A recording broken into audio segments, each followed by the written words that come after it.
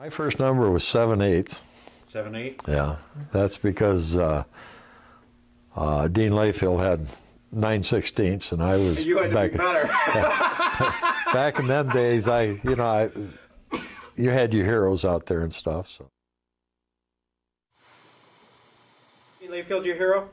One of them? Probably the first when racing first started. Yeah, because he was a big gun back then, and yeah, he started out to be my first hero. And well, then I went to number 1 because it was the easiest thing to paint on the car at number 1. So I went 11, and I didn't like 11. So then I went to 40 because Ronnie Blackmer was a good friend of mine, and he had 4, and Russ Thompson had a 39.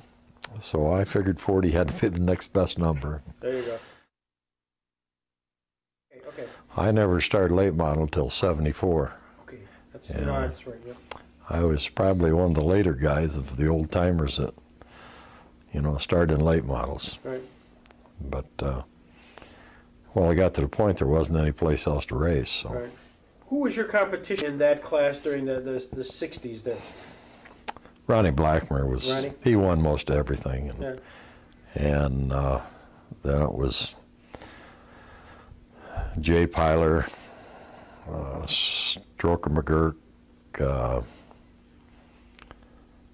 Johnny Whitehead. When I started in late model, when I went out and bought a late model, I bought a Rambler, a Javelin it was Bob Snars's car, and he won a championship with it and everything, and he raced for Hagelin Rambler. And well, he went on and he started racing for Schultz or something. I think he got a ride in a Chevy, and so his car was for sale. So they wanted $2,500 for everything they had with it. And, well, $2,500 was a lot of money to me back then. I think that was about in '70. And Ronnie Blackmer and I was talking about, he was running late model. Or at the time he wasn't, he was just running Sportsman. So he says, he told me if I wanted it, he says, I'll sign for you to get a loan. So I went to Tri-M Financing. Back then it was a finance company. And they were involved in racing anyway, so I bought the car, and I went and picked it up. I paid for it on a Friday night after work. I picked the car up, brought it home, and towed it to Wattsburg.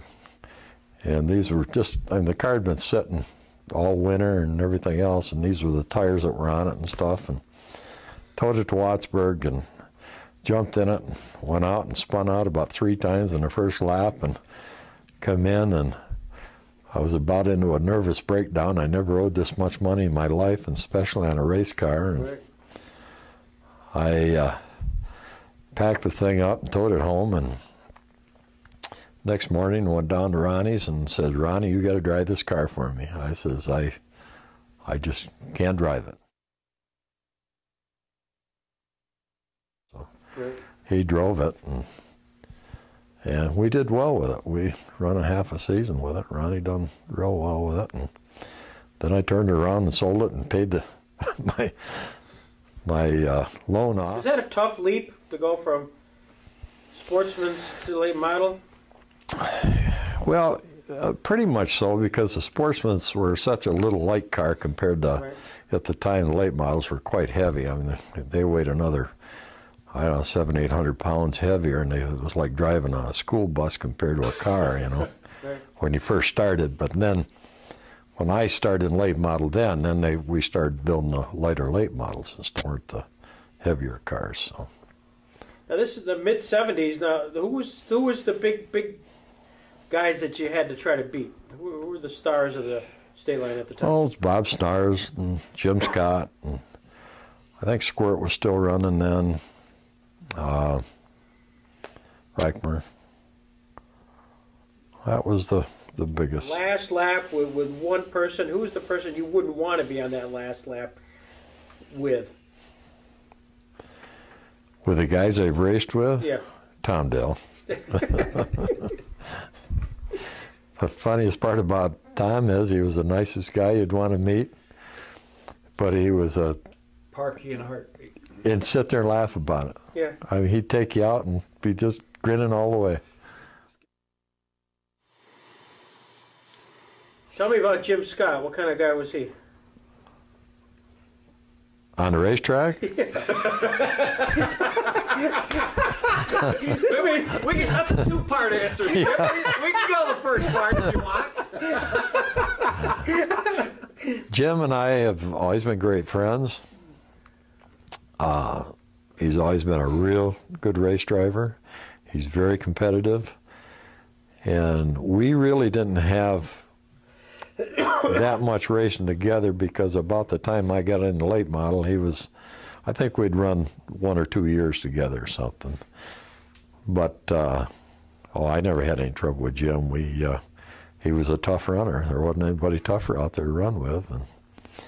And he didn't give you an inch, and you didn't give him an inch, but we never had any problems. What number was your car? 40. 40?